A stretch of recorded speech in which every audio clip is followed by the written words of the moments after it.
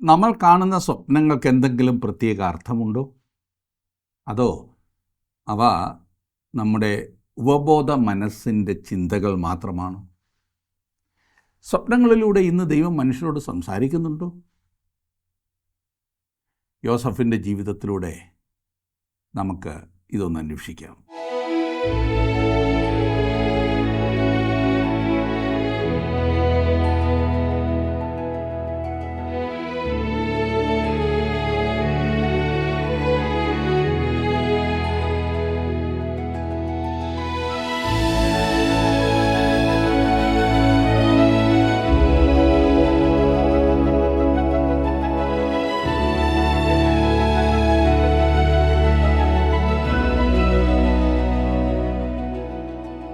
ജീവസന്ദേശത്തിൻ്റെ ഉൽപ്പത്തി പുസ്തക പഠനത്തിലേക്ക് സ്വാഗതം.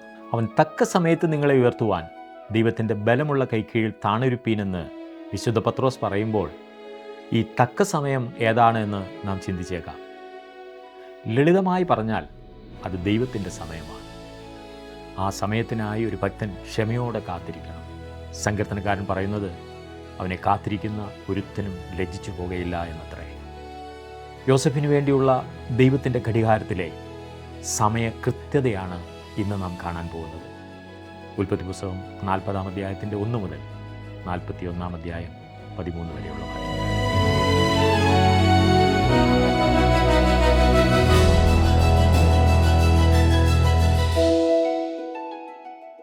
ഉൽപ്പത്തി പുസ്തകം 40-ാം അധ്യായത്തിലേക്ക് നാം പ്രവേശിക്കുമ്പോൾ യോസഫിൻ്റെ അവസ്ഥയ്ക്ക് കാര്യമായ പുരോഗതി ഒന്നും ഉണ്ടാകുന്നില്ല എന്ന് മാത്രമല്ല, മൊത്തത്തിൽ ഒരു മരവിച്ച അന്തരീക്ഷമാണ് കാണുന്നത്. ഇപ്പോഴും നാം യോസഫിനെ കാരാഗ്രഹത്തിൽ തന്നെയാണ് കാണുന്നത്. ഇതെല്ലാം എന്തുകൊണ്ട് സംഭവിച്ചു എന്ന് ഒരു പക്ഷേ അറിയാതെ തന്നെ നാം ചോദിച്ചെന്നിരിക്കും. എന്നാൽ ഒരു കാര്യം ഞാൻ പറയട്ടെ, ഇതെല്ലാം യോസഫിൻ്റെ ജീവിതത്തിൽ ദൈവത്തിൻ്റെ പ്ലാനും പദ്ധതിയും അനുസരിച്ച് നിറവേറുകയായിരുന്നു. അവനെ ഉന്നതമായ ഉത്തരവാദിത്വത്തിലേക്ക് നടത്തുവാൻ ഇതേ മാർഗമുണ്ടായിരുന്നുള്ളൂ. യോസഫ് കാരാഗ്രഹത്തിലായിരിക്കേണ്ടതിൻ്റെ ദൈവോദ്ദേശം എന്താകുന്നു എന്നതാണ് 40-ാം അധ്യായത്തിൽ നാം കാണുന്നത്. അതിൻ്റെ ആദ്യത്തെ 3 വാക്യങ്ങൾ ശ്രദ്ധിച്ചാൽ, അനന്തരം മിസ്രയീം രാജാവിൻ്റെ പാനപാത്രവാഹകനും അപ്പക്കാരനും മിസ്രയീം രാജാവായ തങ്ങളുടെ യജമാനനോട് കുറ്റം ചെയ്തു. ഫറവോൻ പാനപാത്രവാഹകന്മാരുടെ പ്രമാണിയും അപ്പക്കാരുടെ പ്രമാണിയുമായ തൻ്റെ 2 ഉദ്യോഗസ്ഥന്മാരോട് കോപിച്ചു. അവരെ അകമ്പടി നായകൻ്റെ വീട്ടിൽ യോസഫ് ബദ്ധനായി കിടന്ന കാരാഗ്രഹത്തിൽ ആക്കി. ഈ സംഭവങ്ങൾ ഒന്നും യാദൃച്ഛികമായിരുന്നില്ല. അപ്പക്കാരുടെ പ്രമാണി എന്ത് കുറ്റമാണ് ചെയ്തതെന്ന് നമുക്കറിയില്ല. ചിലപ്പോൾ രാവിലത്തെ ബ്രേക്ക്ഫാസ്റ്റിനുണ്ടാക്കിയ അപ്പമെല്ലാം കരിച്ചു കളഞ്ഞു കാണും. ഏതോ ചെറിയ കുറ്റത്തിന് ഫറവോൻ അവനെ പിടിച്ച് ജയിലിലടച്ചു. പാനപാത്രഭാഗൻ ചിലപ്പോൾ ഒരു ഗ്ലാസ് വീഞ്ഞുമായി ഫറവോൻ്റെ അടുത്തേക്ക് വന്നപ്പോൾ കാല് തട്ടി ആ പേർഷ്യൻ പരവതാനിയിൽ വീഞ്ഞു മുഴുവൻ തൂകിക്കാണും. എന്തായാലും ഫറവോൻ്റെ പാനപാത്രവാഹകനും അപ്പക്കാരൻ്റെ പ്രമാണിയും എന്തുകൊണ്ട് ജയിലിലായി എന്ന് നമ്മോട് പറഞ്ഞിട്ടില്ല. മിസ്രൈമിലെ ഫറവോൻ്റെ നിയമബന്ധിതമല്ലാത്തതും സ്വേച്ഛാധിപത്യപരവുമായ സ്ഥാനം ഇത് വെളിപ്പെടുത്തുന്നു. എന്നാൽ ഇവിടെ ശ്രദ്ധിക്കേണ്ട ഒരു കാര്യം, അവരെ യോസഫിനെ ഇട്ട കാരാഗ്രഹത്തിൽ തന്നെയാണ് അടച്ചിരുന്നത് എന്നതത്രേ. ഈ കാരാഗ്രഹത്തിൽ പോലും യോസഫ് വളരെ നല്ല ഒരു സ്ഥാനം വഹിച്ചിരുന്നു എന്ന് നാം കാണുന്നു. അവൻ എവിടെയെല്ലാം ചെന്നുവോ അവിടെയെല്ലാം അവൻ്റെ കഴിവ് അംഗീകരിക്കപ്പെട്ടിരുന്നു എന്നതാണ് ഇതിൻ്റെ അർത്ഥം. സദൃശവാക്യങ്ങൾ 18-ാം അധ്യായത്തിൻ്റെ 16-ാം വാക്യത്തിൽ ശലോമോൻ പറഞ്ഞത് എത്ര വാസ്തവമാണ്. മനുഷ്യൻ വയ്ക്കുന്ന കാഴ്ചയാൽ അവന് പ്രവേശനം കിട്ടും, അവൻ മഹാന്മാരുടെ സന്നിധിയിൽ ചെല്ലുവാനിടയാകും. യോസഫിൻ്റെ കാര്യത്തിൽ ഇത് 100% സത്യമായിരുന്നു. വളരെ വ്യക്തമായ ഒരു ഉദ്ദേശത്തോടെ ദൈവം യോസഫിൻ്റെ ജീവിതത്തിൽ പ്രവർത്തിച്ചു കൊണ്ടിരിക്കുന്നു. 4-ാം വാക്യത്തിൽ നാം കാണുന്നത്, അകമ്പടി നായകൻ അവരെ യോസഫിൻ്റെ പക്കൽ ഏൽപ്പിച്ചു. അവൻ അവർക്ക് ശുശ്രൂഷ ചെയ്തു. അവർ കുറേ കാലം തടവിൽ കിടന്നു. ഇവർ ഫറവോൻ്റെ കൊട്ടാരത്തിലെ ഉന്നത ഉദ്യോഗസ്ഥന്മാരായിരുന്നു എന്നോർക്കണം. പക്ഷേ ഇപ്പോൾ അവരുടെ മേൽനോട്ടം യോസഫിനായി. നല്ല ഒരു സുഹൃത്തിനെ പോലെ ഇവരുമായി യോസഫ് ഇടപഴകി. അവർ കാരാഗ്രഹത്തിലായിരുന്നപ്പോൾ അവരെ ശ്രദ്ധിക്കേണ്ട ജോലിയിൽ യോസഫ് വിശ്വസ്തനായിരുന്നു. 5ഉം 6ഉം വാക്യങ്ങൾ ശ്രദ്ധിച്ചാൽ, മിസ്രയീം രാജാവിൻ്റെ പാനപാത്രവാഹകനും അപ്പക്കാരനും ഇങ്ങനെ കാരാഗ്രഹത്തിൽ ബദ്ധന്മാരായിരുന്ന 2 പേരും ഒരു രാത്രിയിൽ തന്നെ വെവ്വേറെ അർത്ഥമുള്ള ഓരോ സ്വപ്നം കണ്ടു. രാവിലെ യോസഫ് അവരുടെ അടുക്കൽ വന്നു നോക്കിയപ്പോൾ അവർ വിഷാദിച്ചിരിക്കുന്നത് കണ്ടു. യോസഫ് ഒരു പ്രസന്നനായ വ്യക്തിയായിരുന്നു. ഓരോ ദൈവപൈതലും എല്ലായ്പ്പോഴും പ്രസന്നവദനരായിരിക്കണം എന്നത്രേ ഞാൻ ചിന്തിക്കുന്നത്. സാഹചര്യങ്ങളെ വീക്ഷിച്ച് പ്രശ്നങ്ങൾ മനസ്സിലാക്കി അതിന് തക്ക മറുപടി കൊടുക്കുവാൻ തയ്യാറായി നിൽക്കുന്ന ഒരു പ്രകൃതം യോസഫിനുണ്ടായിരുന്നു. ഒരു പ്രഭാതത്തിൽ യോസഫ് ഫറവോൻ്റെ ഈ 2 ഉദ്യോഗസ്ഥന്മാരെ ശ്രദ്ധിച്ചപ്പോൾ അവർ ആകെ ഇരുണ്ട മുഖത്തോടെ അങ്ങോട്ടും ഇങ്ങോട്ടും നോക്കിയിരിക്കുന്നു. എന്താണ് കാരണം? 7ഉം 8ഉം വാക്യങ്ങളിൽ നാം കാണുന്നത്, അവൻ യജമാനൻ്റെ വീട്ടിൽ തന്നോടുകൂടെ തടവിൽ കിടക്കുന്നവരായ ഫറവോൻ്റെ ഉദ്യോഗസ്ഥന്മാരോട്, നിങ്ങൾ ഇന്ന് വിഷാദഭാവത്തോടിരിക്കുന്നത് എന്ത് എന്ന് ചോദിച്ചു. അവർ അവനോട്, ഞങ്ങൾ സ്വപ്നം കണ്ടു, വ്യാഖ്യാനിച്ചു തരുവാൻ ആരുമില്ല എന്ന് പറഞ്ഞു.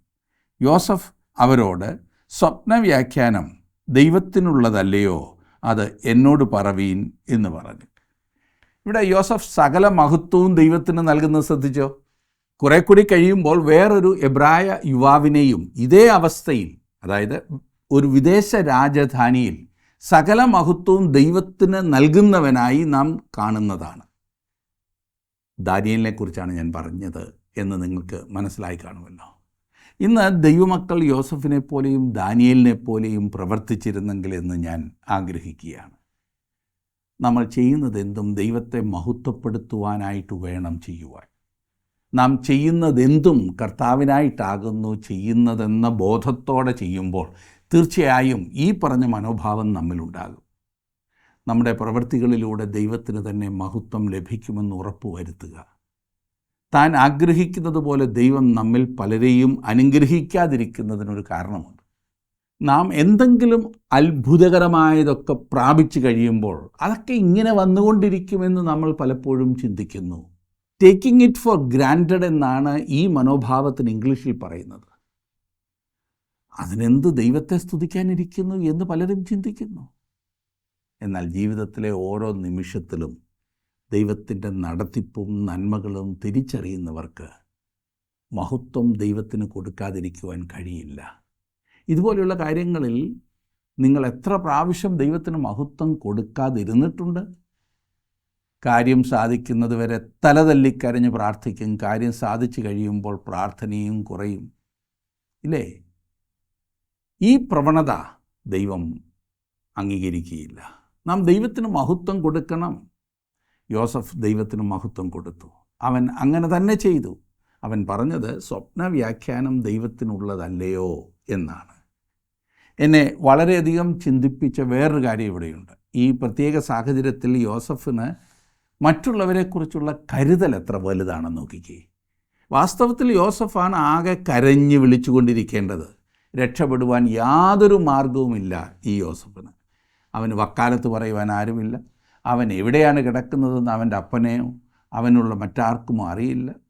രക്ഷപ്പെടുവാൻ ഒരു പഴുതുമില്ലാത്ത മനുഷ്യൻ യോസഫ്. 28 വയസ്സുള്ള ഒരു യൗവനക്കാരൻ, ഒരു തെറ്റും ചെയ്യാതെ കഷ്ടത്തിന് പുറത്ത് കഷ്ടത അനുഭവിക്കേണ്ടി വന്നവൻ. 1ഉം 2ഉമല്ല, 11 വർഷമായി അവനിത് അനുഭവിക്കുവാൻ തുടങ്ങിയിട്ട്. ഈ സ്ഥാനത്ത് നാം ആയിരുന്നുവെങ്കിൽ ലോകത്തെ മുഴുവൻ ശപിച്ചുകൊണ്ട് ദൈവത്തെ പള്ളും പറഞ്ഞ് അങ്ങനെ ഒതുങ്ങിക്കൂടിയേനെയും.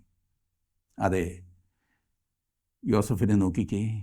അവൻ തൻ്റെ ചുറ്റുപാടുകൾക്ക് അതീതമായി ജീവിക്കുകയാണ്. എവിടെയായാലും അവൻ അവിടെ വിശ്വസ്തനായി തന്നെ ഇരിക്കുന്നു. മാത്രവുമല്ല, മറ്റുള്ളവരെ അവൻ സഹായിക്കുകയും ചെയ്യുന്നു. തന്നോടുകൂടി ഉണ്ടായിരുന്ന 2 പേരുടെ മുഖം വാടിയപ്പോൾ യോസഫ് അറിഞ്ഞു. സുഹൃത്തെ, ഒരു യഥാർത്ഥ ദൈവപൈതലിൻ്റെ മനോഭാവമാണ് നാം ഇതിൽ കാണുന്നത്. തൻ്റെ കഷ്ടങ്ങളെക്കാൾ മറ്റുള്ളവരുടെ ബുദ്ധിമുട്ടിനെ വലുതായി കണ്ട് അവരെ സഹായിക്കുവാൻ അവൻ തയ്യാറാകുന്നു. ഫിലിപ്പിയിലെ കാരാഗ്രഹത്തിൽ അടയ്ക്കപ്പെട്ട പൗലോസ് ചെയ്തതും ഇതുതന്നെയാണല്ലോ. ദൈവത്തിലുള്ള ആശ്രയം ഒന്നു മാത്രമേ ഇതിന് നമ്മെ സഹായിക്കൂ. യോസഫിനെ പോലെ നമുക്കും സമർപ്പിതരായി ജീവിക്കാം. അങ്ങനെ പാനപാത്രവാഹകന്മാരുടെ പ്രമാണിയും അപ്പക്കാരുടെ പ്രമാണിയും തങ്ങളുടെ സ്വപ്നങ്ങൾ യോസഫിനെ അറിയിക്കുകയും യോസഫ് അവരുടെ സ്വപ്നങ്ങളുടെ അർത്ഥം അവർക്ക് വിശദീകരിച്ചു കൊടുക്കുകയും ചെയ്യുന്നു. പാനപാത്രവാഹകന്മാരുടെ പ്രമാണിക്ക് ലഭിച്ച വ്യാഖ്യാനം വളരെ ഉത്തേജകജനകവും പ്രതീക്ഷാനിർഭരവുമായിരുന്നു. അപ്പക്കാരുടെ പ്രമാണിക്ക് ലഭിച്ചത് നിരാശാജനകമായിരുന്നു. പഴയ നിയമകാലങ്ങളിൽ ദൈവം സ്വപ്നങ്ങൾ ഉപയോഗിച്ചിരുന്നു എന്നുള്ളത് വളരെ ചിന്തിപ്പിക്കുന്നതായിട്ടുള്ള ഒരു കാര്യമാണ്. അത് ആശ്ചര്യകരമാണ്. എന്നാൽ പുതിയ നിയമത്തിൽ ഈ വിധത്തിൽ ദൈവം പ്രവർത്തിക്കുന്നത് നാം കാണുന്നില്ല. അതിന് കാരണമുണ്ട്. അതായത് ഇന്ന് ദൈവവചനം നമുക്ക് പൂർണ്ണമായി ലഭിച്ചിട്ടുണ്ട്. ഇന്ന് ദൈവഹിതം അറിയുവാൻ നമുക്ക് സ്വപ്നങ്ങൾ അല്ല ആവശ്യം, പിന്നെയോ നമുക്ക് ദൈവവചനമാണ് ആവശ്യം. എന്നാൽ പഴയ നിയമകാലങ്ങളിൽ ദൈവം സ്വപ്നങ്ങളിലൂടെ സംസാരിച്ചു. യോസഫ് സ്വപ്നങ്ങൾ വ്യാഖ്യാനിക്കുകയും പാനപാത്രവാഹകന്മാരുടെ പ്രമാണി 3 ദിവസത്തിനുള്ളിൽ പഴയ ജോലിയിൽ തിരികെ പ്രവേശിക്കുകയും ചെയ്തു. 40-ാം അധ്യായത്തിൻ്റെ 14-ാം വാക്യത്തിൽ നാം കാണുന്നത്, എന്നാൽ നീ ശുഭമായിരിക്കുമ്പോൾ എന്നെ ഓർത്ത് എന്നോട് ദയ ചെയ്ത് ഫറവോനെ എൻ്റെ വസ്തുത ബോധിപ്പിച്ച് എന്നെ ഈ വീട്ടിൽ നിന്ന് വിടുവിക്കണമേ. ഇത് കേട്ടിട്ട് സങ്കടം തോന്നുന്നില്ലേ? യോസഫ് പറയുന്നതിൻ്റെ അർത്ഥം ഇതാണ്: 3 ദിവസത്തിനുള്ളിൽ നീ ഇവിടെ നിന്ന് വെളിയിലാകും. എന്നാൽ ആരെങ്കിലും എനിക്ക് വേണ്ടി പ്രവർത്തിച്ചില്ലെങ്കിൽ ഞാൻ ഇവിടെ കിടന്ന് നരകിച്ച് തീരുകയുള്ളൂ. ഞാൻ നിൻ്റെ സ്വപ്നം വ്യാഖ്യാനിച്ചുവല്ലോ, എന്നെ മറക്കരുതേ. തുടർന്ന് യോസഫ് തൻ്റെ പശ്ചാത്തലം അല്പം ഈ പാനപാത്രവാഹകന്മാരുടെ പ്രമാണിയോട് വിശദീകരിക്കുന്നതാണ്. 15-ാം വാക്യം, എന്നെ എബ്രായരുടെ ദേശത്തു നിന്ന് കട്ടുകൊണ്ടുപോകുന്നതാകുന്നു. ഈ കുണ്ടറയിൽ എന്നെ ഇടേണ്ടതിന് ഞാൻ ഇവിടെയും യാതൊന്നും ചെയ്തിട്ടില്ല. ഇവിടെ അങ്ങനെ രേഖപ്പെടുത്തിയിട്ടില്ലെങ്കിലും ഞാൻ കരുതുന്നത് യോസഫിന് വേണ്ടി ഫറവോനോട് ശുപാർശ ചെയ്യാമെന്ന് പാനപാത്രവാഹകന്മാരുടെ പ്രമാണി വാക്ക് പറഞ്ഞിട്ടായിരിക്കും പോയത് എന്നത്രേ ഞാൻ ചിന്തിക്കുന്നത്. തുടർന്ന് അപ്പക്കാരുടെ പ്രമാണി തൻ്റെ സ്വപ്നം അറിയിക്കുന്നതും യോസഫ് അതിനുള്ള വ്യാഖ്യാനം അറിയിക്കുന്നതും അത്രേ നാം കാണുന്നത്. അയാൾക്ക് ലഭിച്ച വാർത്ത നിരാശാജനകമായിരുന്നു. ഏതായാലും സംഗതി അങ്ങനെ തന്നെ നടന്നു. 20-ാം വാക്യത്തിലേക്ക് വന്നാട്ട്, 3-ാം നാളിൽ ഫറവോൻ്റെ തിരുനാളിൽ അവൻ തൻ്റെ സകലദാസന്മാർക്കും ഒരു വിരുന്ന് കഴിച്ചു. തൻ്റെ ദാസന്മാരുടെ മധ്യേ പാനപാത്രവാഹകന്മാരുടെ പ്രമാണിയെയും അപ്പക്കാരുടെ പ്രമാണിയെയും ഓർത്തു. പാനപാത്രവാഹകന്മാരുടെ പ്രമാണിയെ ഫറവോൻ്റെ കയ്യിൽ പാനപാത്രം കൊടുക്കേണ്ടതിന് വീണ്ടും അവൻ്റെ സ്ഥാനത്താക്കി. അപ്പക്കാരുടെ പ്രമാണിയെയോ അവൻ തൂക്കിച്ചു. യോസഫ് അർത്ഥം പറഞ്ഞതുപോലെ തന്നെ, എങ്കിലും പാനപാത്രവാഹകന്മാരുടെ പ്രമാണി യോസഫിനെ ഓർക്കാതെ അവനെ മറന്നു കളഞ്ഞു. പാവം യോസഫ്, അവൻ്റെ കാര്യത്തിൽ പൂർണ്ണമായി പ്രതീക്ഷ അവസാനിച്ചു എന്ന് തോന്നിപ്പോകുന്നു. ഇവിടെ ഇപ്പോൾ അവനൊരു അടിമ മാത്രമല്ല, വ്യാജമായി കുറ്റം ചുമത്തപ്പെട്ടവനുമായിരിക്കുന്നു. നിങ്ങൾ ആ പാവം ചെറുപ്പക്കാരൻ്റെ അവസ്ഥ ഒന്ന് ചിന്തിച്ച് നോക്കിക്കേ. അന്യദേശത്ത് ആരോരുമില്ലാതെ യോസഫ്, തൻ്റെ പിതാവിനോ സഹോദരങ്ങൾക്കോ അവൻ എവിടെയാണെന്ന് പോലും അറിയില്ല. അവൻ്റെ വക്കാലത്തിന് ആരും ഉണ്ടായിരുന്നില്ല. ഉണ്ടെങ്കിൽ തന്നെ യാതൊരു പ്രയോജനവുമില്ല. കാരണം അവനെ അവിടെ ആക്കിയിരിക്കുന്നത് അവിടുത്തെ വലിയ ഉദ്യോഗസ്ഥൻ്റെ വീട്ടിൽ തെറ്റ് ചെയ്തു എന്ന് കുറ്റം ആരോപിക്കപ്പെട്ടതിനാലാണ്. ഏതോ വലിയ കുറ്റകൃത്യം ചെയ്ത ഒരാളെപ്പോലെ ആ ജയിലഴിക്കുള്ളിൽ യോസഫ് കിടന്നു. ആരെയെങ്കിലും കൊന്നിട്ട് വന്നവനും ഒരു തെറ്റും ചെയ്യാത്ത യോസഫിനും ഒരേ ജയിൽ, ഒരേ ഭക്ഷണം.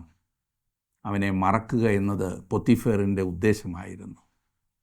തൻ്റെ സ്വന്തം ഭവനത്തിലെ അപകീർത്തി മൂടിവെക്കുവാൻ പൊത്തിഫർ സ്വീകരിച്ച മാർഗം അതായിരുന്നു. പൊത്തിഫറിൻ്റെ മൂടിവെക്കലിൻ്റെ വില കൊടുക്കേണ്ടി വന്നത് യോസഫാണ്.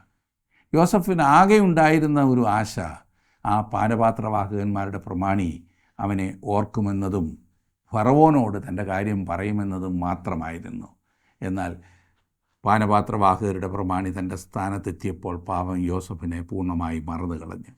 ഇനിയും വേറൊരാളുടെ ശുപാർശയും കൊണ്ട് ചെന്ന് തൻ്റെ സ്ഥാനം കൂടി കളയണ്ട എന്ന് അവൻ ഒരുപക്ഷെ ചിന്തിച്ചു കാണും. അല്ലെങ്കിൽ അങ്ങനെ ശുപാർശ ചെയ്യുന്നത് കൊണ്ട് പ്രത്യേകിച്ച് പ്രയോജനമൊന്നും ഉണ്ടാവില്ല എന്ന് അവന് തോന്നിക്കാം. എന്നാൽ അവൻ അങ്ങനെ പറയാതിരുന്നത് നന്നായി എന്നതാണ് സത്യമില്ലേ?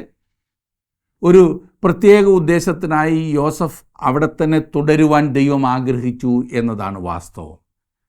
യോസഫിനെക്കുറിച്ച് സ്വർഗത്തിലെ ദൈവത്തിനൊരു ഉദ്ദേശമുണ്ടായിരുന്നു. എന്നെയും നിങ്ങളെയും ദൈവം പലപ്പോഴും അത്തരം സാഹചര്യത്തിലൂടെ കടത്തിവിടാറുണ്ട്. അതേ സുഹൃത്തെ, ഒരുപക്ഷെ നിങ്ങൾ ഇപ്പോൾ അങ്ങനൊരു സ്ഥിതിവിശേഷത്തിലൂടെ കടന്നു പോകുകയാവും. ഇനിയും നമുക്ക് ഇതിൻ്റെ മറുവശം ഒന്ന് ചിന്തിച്ചാലോ? പാനപാത്രവാഹകരുടെ പ്രമാണി ഫറവോനോട് ചെന്ന് ഇപ്രകാരം പറഞ്ഞെന്നിരിക്കട്ടെ: യജമാനനെ, എൻ്റെ കൂട്ടത്തിൽ തടവിൽ ഒരാളുണ്ടായിരുന്നു. അവനൊരു പാവം മനുഷ്യനാണ്. അവനൊരു കുറ്റവും ചെയ്തിട്ടില്ല. ഞങ്ങൾക്കൊക്കെ വലിയ സഹായമായിരുന്നു. വ്യാജമായി കുറ്റം ചുമത്തി അവനെ അവിടെ ഇട്ടിരിക്കുകയാണ്. ഞാനൊരു സ്വപ്നം കണ്ടപ്പോൾ അവനത് വ്യാഖ്യാനിച്ചു തന്നു. അവനൊരു നല്ല വിശ്വസ്തനായ മനുഷ്യനാണ്. ആ നല്ല മനുഷ്യനെ സ്വതന്ത്രനാക്കി വിട്ടിരുന്നെങ്കിൽ വളരെ നന്നായിരുന്നു എന്ന്. ഇത് കേട്ട ഫറവോൻ യോസഫിനെ സ്വതന്ത്രനാക്കി അങ്ങ് വിട്ടിരുന്നു എങ്കിൽ എന്ത് സംഭവിക്കുമെന്ന് നിങ്ങൾക്ക് ഊഹിക്കാമോ? പിന്നീട് ഫറവോൻ സ്വപ്നം കാണുമ്പോൾ അത് വിവരിച്ചു കൊടുക്കുവാൻ തക്ക ഒരാളായി യോസഫിനെ പാനപാത്രവാഹകൻ പറഞ്ഞു കൊടുക്കും. പക്ഷേ അപ്പോഴേക്കും യോസഫ് സ്വതന്ത്രനായി കനാൻ ദേശത്ത് തൻ്റെ വീട്ടിലേക്ക് മടങ്ങിപ്പോയിരുന്നെങ്കിലോ? എവിടെ ചെന്ന് തപ്പാനാണ്? മിസ്രൈമിൽ നിന്ന് കനാൻ നാട്ടിലെത്തുവാൻ ഏതാണ്ട് 250 മുതൽ 300 മൈൽ വരെ ദൂരമുണ്ട്. അതും അന്യരാജ്യമാണ്. അവിടെ പോയി യോസഫിനെ കണ്ടുപിടിക്കുന്നത് ശ്രമകരമായ കാര്യമാണ്. അതുകൊണ്ട് മിസ്രൈമിൽ യോസഫിനെക്കുറിച്ചുള്ള തൻ്റെ പദ്ധതി നിറവേറ്റുവാൻ യോസഫിനെ ഫറവോനോട് എത്രയും അടുത്ത് തന്നെ സൂക്ഷിക്കുവാനാണ് ദൈവം ആഗ്രഹിച്ചത്. അതിനെയാണ് ദൈവാധീനം എന്ന് വിളിക്കുന്നത്. അവനെ സൂക്ഷിക്കുവാൻ ഏറ്റവും അനുയോജ്യമായ ഒരു സ്ഥലം തന്നെയായിരുന്നു ഈ പറഞ്ഞ ജയിൽ. ഫറവോന് ആവശ്യമുള്ളപ്പോൾ കണ്ടുപിടിക്കുവാൻ ഒരു ബുദ്ധിമുട്ടുമില്ലാത്ത സ്ഥലം. ഇത് യുക്തിപരമായി ശരിയെന്ന് തോന്നുന്നില്ലേ? ധൈര്യം കെടുത്തുന്ന സംഭവ വികാസങ്ങളുടെ മധ്യത്തിൽ പോലും ദൈവം തൻ്റെ ജീവിതത്തിൽ പ്രവർത്തിക്കുന്നുവെന്ന് യോസഫ് വിശ്വസിച്ചു. അവൻ്റെ വിശ്വാസത്തിൻ്റെ വ്യക്തമായ ഫലങ്ങളും കാണുവാനുണ്ടായിരുന്നു. അവൻ്റെ ജീവിതത്തിലെ എല്ലാ ബന്ധങ്ങളോടും യോസഫ് വിശ്വസ്തനായിരുന്നു. അവൻ പൊത്തിഫേറിനോട് വിശ്വസ്തനായിരുന്നു. കാരാഗൃഹ പ്രമാണിയോട് അവൻ വിശ്വസ്തനായിരുന്നു. തൻ്റെ കൂടെയുണ്ടായിരുന്ന മറ്റ് കുറ്റവാളികളോട് അവൻ വിശ്വസ്തനായിരുന്നു. അവൻ ദൈവത്തോട് വിശ്വസ്തനായിരുന്നു. എല്ലാറ്റിലും ഉപരി ദൈവത്തിന് അവൻ എല്ലായ്പ്പോഴും മഹത്വം കൊടുത്തിരുന്നു. അവൻ ഫറവോനോടും തൻ്റെ സ്വന്തം സഹോദരങ്ങളോടും വിശ്വസ്തനായിരുന്നുവെന്ന് മുമ്പോട്ട് പഠിക്കുമ്പോൾ നാം കാണുന്നുണ്ട്. യോസഫിൻ്റെ വിശ്വാസമായിരുന്നു അവനെ വിശ്വസ്തനാക്കിയതെന്ന് മറക്കരുത് സുഹൃത്തെ. ഞാൻ വിശ്വസിക്കുന്നത് നിങ്ങളൊരു യഥാർത്ഥ ദൈവവൈതലാകുന്നുവെങ്കിൽ നിങ്ങൾ വിശ്വസ്തരായിരിക്കുമെന്നത്രേ. വളരെ ചുരുക്കം വിശ്വാസികളെ മാത്രമേ ഒരാൾക്ക് വിശ്വസിക്കുവാൻ സാധിക്കൂ എന്നതാണ് ഇന്നത്തെ ലോകത്തിലെ വളരെ ദുഃഖകരമായ ഒരു കാര്യം. ഉപാധികൾ പറഞ്ഞ് പലപ്പോഴും നാം രക്ഷപ്പെടുവാൻ ശ്രമിക്കാറില്ലേ? വാസ്തവത്തിൽ നിങ്ങൾ എല്ലാവരോടും വിശ്വസ്തനാണോ? നിങ്ങൾക്ക് ലഭിച്ചിട്ടുള്ള സമയത്തിന് നിങ്ങൾ വിശ്വസ്തരാണോ? നിങ്ങളുടെ സമ്പത്ത് വിനിയോഗിക്കുന്നതിൽ നിങ്ങൾ വിശ്വസ്തരാണോ? വിശ്വസ്തരായവർക്കായി നമുക്ക് ദൈവത്തെ സ്തുതിക്കാം. വിശ്വസ്തരായ ഒരു ചെറിയ കൂട്ടത്തെ എപ്പോഴും കാണുന്നതോർത്ത് ഞാൻ ദൈവത്തെ സ്തുതിക്കുന്നു. അവരെന്നെന്നും എൻ്റെ ഹൃദയത്തിന് തണുപ്പ് പകരുന്നു. യോസഫ് അങ്ങനെയുള്ള ഒരു മനുഷ്യനായിരുന്നു. അവൻ്റെ വിശ്വാസമാണ് അവനെ വിശ്വസ്തനാക്കിയത്. മാത്രവുമല്ല, തൻ്റെ ജീവിതത്തിലെ സകല പരീക്ഷകളിലും പരിശോധനകളിലും ശുഭാപ്തി വിശ്വാസം കൈവിടാതെ മുമ്പോട്ട് പോകുവാൻ യോസഫിനെ സഹായിച്ചത് അവൻ്റെ വിശ്വാസം മാത്രമായിരുന്നു. ആ ജയിലിൽ തന്നോടൊപ്പം ഉണ്ടായിരുന്ന പാനപാത്രവാഹകനോടും അപ്പക്കാരനോടും എത്രമാത്രം ദയയോടെയാണ് യോസഫ് പെരുമാറിയത് എന്ന് ശ്രദ്ധിച്ചേ. മുമ്പോട്ട് പഠിക്കുമ്പോൾ തൻ്റെ സഹോദരന്മാരോട് യോസഫ് വളരെ സഹതാപത്തോടും വിശ്വസ്തയോടും ഇടപെടുന്നതായി കാണുവാൻ സാധിക്കും. ഇതുകൂടാതെ യോസഫിൻ്റെ വിശ്വാസം അവനെ സൗമ്യതയുള്ള ഒരു വ്യക്തിയാക്കി തീർത്തു. തൻ്റെ സകല നേട്ടങ്ങൾക്കും യോസഫ് ദൈവത്തിന് മഹത്വം കൊടുത്തു. എത്ര മഹാനായ ഒരു വ്യക്തിയായിരുന്നു യോസഫ്. ഇതിൻ്റെ എല്ലാം അടിസ്ഥാന കാരണം എന്തായിരുന്നു? അതെ, അവൻ ദൈവത്തെ വിശ്വസിച്ചു. തൻ്റെ പിതാവായ അബ്രഹാം വിശ്വസിച്ചതുപോലെ യോസഫും ദൈവത്തിൽ വിശ്വസിച്ചു. അതുകൊണ്ട് അവൻ്റെ ജീവിതത്തിലെ വിശ്വാസം പുറപ്പെടുവിച്ച ഫലമായിരുന്നു ഈ പറഞ്ഞതൊക്കെ. ഇവിടെ ഇതാ യോസഫ് കാരാഗൃഹത്തിൽ തള്ളപ്പെട്ടവനായി കഴിയുന്നു. എന്നാൽ സർവശക്തനായ ദൈവം അവനെ മറന്നിട്ടില്ല. ദൈവം യോസഫിൻ്റെ ജീവിതത്തിൽ പ്രവർത്തിച്ചു കൊണ്ടേയിരുന്നു. 41-ാം അധ്യായത്തിലേക്ക് വരുമ്പോൾ ഈ 40-ാം അധ്യായത്തിൽ നാം കണ്ടത് മറക്കപ്പെട്ട് തള്ളപ്പെട്ട് തടവറയിൽ കഴിയുന്ന യോസഫിനെയാണ്. എന്നാൽ ഇതെല്ലാം അവൻ്റെ ജീവിതത്തിൽ ദൈവോദ്ദേശം നിറവേറപ്പെടേണ്ടതിനായിട്ടാണ് സംഭവിച്ചതെന്നാണ് നാം കാണുന്നത്. നമ്മുടെ ജീവിതത്തിൽ ദൈവത്തിൻ്റെ കരം തിരിച്ചറിയുവാൻ നമുക്ക് സാധിക്കുമെങ്കിൽ അത് ജീവിതത്തെക്കുറിച്ചൊരു വ്യത്യസ്ത കാഴ്ചപ്പാട് നമുക്ക് നൽകും. ദൈവം ആകെ കൈവിട്ടു എന്ന ധാരണയിലാണ് പലരും മുമ്പോട്ട് പോകുന്നത്. ഫറവോൻ്റെ സ്വപ്നം വ്യാഖ്യാനിച്ചു കൊടുത്തപ്പോൾ യോസഫിനെ തടവറയിൽ നിന്നും സ്വതന്ത്രനാക്കുന്നതാണ് 41-ാം അധ്യായത്തിൽ നമ്മൾ കാണുന്നത്.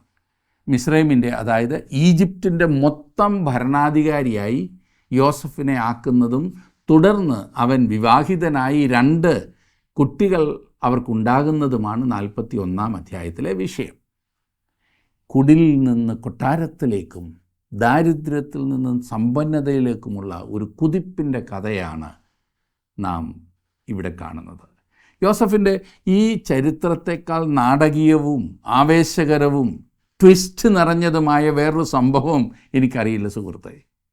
ഈ അധ്യായത്തിൽ, അതായത് 41-ാം അധ്യായത്തിൽ യോസഫിൻ്റെ ജീവിതത്തിൽ ദൈവത്തിൻ്റെ കരം നാം വ്യക്തമായി കാണുന്നു. പ്രതിസന്ധികൾ നിറഞ്ഞ ആ കാലയളവിൽ പോലും യോസഫ് തൻ്റെ ജീവിതത്തിൽ ദൈവത്തിൻ്റെ കരുതൽ മനസ്സിലാക്കിയിരുന്നു. ഇത് അവനിൽ ആത്മാവിൻ്റെ ഫലങ്ങളായ അനേക സ്വഭാവ ഗുണങ്ങൾ വളർത്തി എന്ന് നാം കാണുന്നു. അതിലൊന്ന് ക്ഷമയായിരുന്നു. റോമാലേഖനം 5-ാം അധ്യായത്തിൻ്റെ 3-ാം വാക്യത്തിൽ നാം വായിക്കുമ്പോൾ കഷ്ടത സഹിഷ്ണുത ഉളവാക്കുന്നു എന്ന് പറയുന്നു. ഇത് അക്ഷരാർത്ഥത്തിൽ തെളിയിച്ച ജീവിതമാണ് യോസഫിൻ്റേത്. 40-ാം അധ്യായത്തിൽ നാം കണ്ടത് ഫറവോൻ്റെ അപ്പക്കാരൻ്റെ പ്രമാണിക്കും പാനപാത്രവാഹകൻ്റെ പ്രമാണിക്കും യോസഫ് അവരുടെ സ്വപ്നങ്ങൾ ശരിയായി വ്യാഖ്യാനിച്ചു കൊടുക്കുന്നതാണ്. 41-ാം അധ്യായത്തിൽ ദൈവം ഫറവോന് തന്നെ ഒരു സ്വപ്നം നൽകുന്നതായി നാം വായിക്കുന്നു. അതിൻ്റെ 1-ാം വാക്യം ഞാനൊന്ന് വായിക്കാം. 41-ൻ്റെ 1. 2 സംവത്സരം കഴിഞ്ഞ ശേഷം ഫറവോൻ ഒരു സ്വപ്നം കണ്ടതെന്തെന്നാൽ അവൻ നദീതീരത്ത് നിന്നു. കഴിഞ്ഞ അധ്യായത്തിന് ശേഷം 2 വർഷങ്ങൾ കൂടി കഴിഞ്ഞു എന്നോർക്കണം. ഓരോ ദിവസവും തള്ളി നീക്കുവാൻ യോസഫ് എന്തു പാടുപെട്ട് കാണും. തൻ്റെ ജീവിതത്തിൽ എന്തെങ്കിലും ഒരു പുരോഗതി സംഭവിക്കുവാനുള്ള യോസഫിൻ്റെ നീണ്ട കാത്തിരിപ്പ്, സ്വാതന്ത്ര്യത്തിൻ്റെ ഒരു ചെറു തിരിയെങ്കിലും തെളിയുവാനുള്ള കാത്തിരിപ്പ്. എന്നാൽ ഇതുവരെ പ്രതീക്ഷയ്ക്ക് യാതൊരു വകയുമില്ല. അപ്പോൾ ദൈവം ഫറവോന് തന്നെ ഒരു സ്വപ്നം നൽകുന്നു. 2-ാം വാക്യം മുതൽ നാം കാണുന്നത്, അവൻ നദീതീരത്ത് നിന്നു. അപ്പോൾ രൂപഗുണവും മാംസപുഷ്ടിയുമുള്ള 7 പശു നദിയിൽ നിന്ന് കയറി ഞാങ്ങണയുടെ ഇടയിൽ മേഞ്ഞുകൊണ്ടിരുന്നു. അവയുടെ പിന്നാലെ മെലിഞ്ഞും വിരൂപവുമായുള്ള വേറെ 7 പശു നദിയിൽ നിന്ന് കയറി നദീതീരത്ത് മറ്റേ പശുക്കളുടെ അരികെ നിന്നു. മെലിഞ്ഞും വിരൂപവുമായുള്ള പശുക്കൾ രൂപഗുണവും മാംസപുഷ്ടിയുമുള്ള 7 പശുക്കളെ തിന്നുകളഞ്ഞു.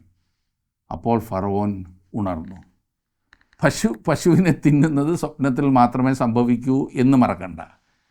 ഫറവോൻ പശുക്കളെ സ്വപ്നം കാണുകയാണ്.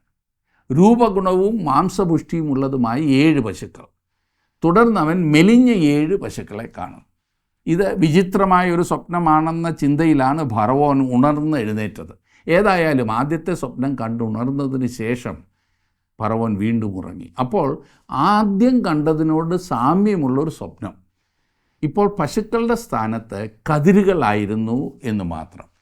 8-ാം വാക്യത്തിൽ നാം വായിക്കുന്നത്, പ്രാതകാലത്ത് അവൻ വ്യാകുലപ്പെട്ട് മിസ്രൈമിലെ മന്ത്രവാദികളെയും ജ്ഞാനികളെയും എല്ലാം ആളയച്ചു വരുത്തി അവരോട് തൻ്റെ സ്വപ്നം പറഞ്ഞു. എന്നാൽ വ്യാഖ്യാനിപ്പാൻ ആർക്കും കഴിഞ്ഞില്ല. ഫറവോൻ ഈ മന്ത്രവാദികളെയും ജ്ഞാനികളെയും വിളിച്ച് തൻ്റെ സ്വപ്നം വിവരിക്കുമ്പോൾ ആ പാനപാത്രവാഹകരുടെ പ്രമാണി ഇതെല്ലാം ശ്രദ്ധിക്കുന്നുണ്ടായിരുന്നിരിക്കണം. അവൻ്റെ ജോലി തന്നെ ഫറവോൻ്റെ അടുത്ത് നിന്ന് ഫറവോന് കുടിക്കാൻ വല്ലതുമൊക്കെ ഇങ്ങനെ കൊടുക്കുന്ന പണിയാണല്ലോ. ഈ ജ്ഞാനികളൊന്നും ഫറവോൻ്റെ സ്വപ്നം വ്യാഖ്യാനിക്കാതെ വന്നപ്പോൾ പെട്ടെന്ന് പാനപാത്രവാഹകരുടെ പ്രമാണിയുടെ ചിന്തകൾ 2 വർഷം പുറകിലേക്ക് പോയി. ഒരുപക്ഷേ കുറ്റബോധം അയാളെ ബാധിച്ചിരിക്കും. അയാൾ സംസാരിച്ചു. 9-ാം വാക്യത്തിൽ, അപ്പോൾ പാനപാത്രവാഹകന്മാരുടെ പ്രമാണി ഫറവോനോട് പറഞ്ഞത്, ഇന്ന് ഞാൻ എൻ്റെ കുറ്റം ഓർക്കുന്നു. ഇതിനെ വെറുമൊരു കുറ്റമെന്ന് നിസാരവൽക്കരിക്കാൻ ഒക്കുമോ? ഞാൻ പറയും, അവൻ ചെയ്തത് പാപമായിരുന്നു. എന്നാൽ ഇതെല്ലാം ദൈവത്തിൻ്റെ ദിവ്യ വിചാരണയിൽ സംഭവിച്ചതാണെന്നതാണ് സത്യം. ദൈവാധീനം എന്ന് നാം പറയും. അത് തന്നെ ദൈവമാണ് സകലത്തെയും നിയന്ത്രിച്ചത്. ഇതിനു മുമ്പ് ഈ മനുഷ്യനെ അത് ഓർപ്പിക്കാതിരുന്നതും അതിനുള്ളൊരു അവസരം കിട്ടാതിരുന്നതുമൊക്കെ ദൈവത്തിൻ്റെ നിയോഗമായിരുന്നു. ഇപ്പോൾ പാനപാത്രവാഹകന്മാരുടെ പ്രമാണി പറയുന്ന, അയ്യോ യജമാനനെ, ഇപ്പോഴാണ് ഞാൻ ഓർക്കുന്നത്, അന്ന് പണ്ട് തടവറയിൽ കിടന്നപ്പോൾ എന്നോട് കൂടെ ഉണ്ടായിരുന്ന ഒരു ചെറുപ്പക്കാരനോട് ഞാൻ പറഞ്ഞ ഒരു വാക്ക് ഇപ്പോൾ ഓർമ്മയിൽ വരുന്നു. അവനെക്കുറിച്ച് ഫറവോനോട് പറയാമെന്ന് ഞാൻ ഉറപ്പ് കൊടുത്തതാണ്. ഫറവോനെ, സ്വപ്നം വ്യാഖ്യാനിക്കുവാൻ ആ ചെറുപ്പക്കാരന് പ്രത്യേക കഴിവുണ്ട്. തുടർന്ന് പാനപാത്രവാഹകൻ്റെ പ്രമാണി തൻ്റെ അന്നത്തെ അനുഭവം പറഞ്ഞു. അതായത് യോസഫ് എങ്ങനെയാണ് സ്വപ്നത്തിൻ്റെ അർത്ഥം വിവരിച്ചതെന്ന് പറഞ്ഞു. 10 മുതൽ 13 വരെയുള്ള വാക്യങ്ങളിൽ നാം അത് കാണുന്നു. അപ്പോൾ ഫറവോൻ പറഞ്ഞു, ഇവിടെ ഉണ്ടായിരുന്ന സകലരെയും ഞാൻ നോക്കി, ഒരുത്തനും സ്വപ്നത്തിൻ്റെ അർത്ഥം പറഞ്ഞു തരുവാൻ അറിയില്ല. ഏതായാലും നീ പറയുന്ന ഈ മനുഷ്യനുണ്ടല്ലോ, നിൻ്റെയും അപ്പക്കാരൻ്റെയും സ്വപ്നം വ്യാഖ്യാനിച്ച മനുഷ്യൻ, നമുക്ക് അവനെ തന്നെ ഒന്ന് വരുത്താം. കാരണം എൻ്റെ സ്വപ്നങ്ങൾ പ്രസക്തമാകുവാനാണ് സാധ്യത. കാരണം ഒരുപോലുള്ള സ്വപ്നങ്ങൾ ഞാൻ 2 പ്രാവശ്യം കണ്ടു കഴിഞ്ഞു. ദൈവത്തിൻ്റെ വഴികൾ എത്ര അപ്രമേയമാണ്. ഇപ്പോൾ യോസഫ് നേരിട്ട് ഫറവോൻ്റെ മുൻപിൽ എത്തുവാനുള്ള വഴി തുറക്കുകയാണ്. തുടർന്നങ്ങോട്ട് അവൻ്റെയും ആ ദേശത്തിൻ്റെയും അവൻ്റെ കുടുംബത്തിൻ്റെയും ഗതിവിഗതികൾ എന്നേക്കുമായി മാറിമറിയുവാൻ പോകുകയാണ്. നിങ്ങളുടെ ജീവിതത്തിലെ പ്രതിസന്ധികളെ നിങ്ങൾ എങ്ങനെയാണ് തരണം ചെയ്യുന്നത്? ദൈവത്തിലുള്ള ആഴമായ വിശ്വാസവും വിശ്വസ്തതയും നിങ്ങൾ വിടാതെ പിന്തുടരുന്നുണ്ടോ? എങ്കിൽ ദൈവത്തിൻ്റെ അത്ഭുതകരമായ വഴികൾ നിങ്ങളുടെ ജീവിതത്തിലും നിങ്ങൾ കാണും, അനുഭവിക്കും. അതിനായി ദൈവം നിങ്ങളെ സഹായിക്കും.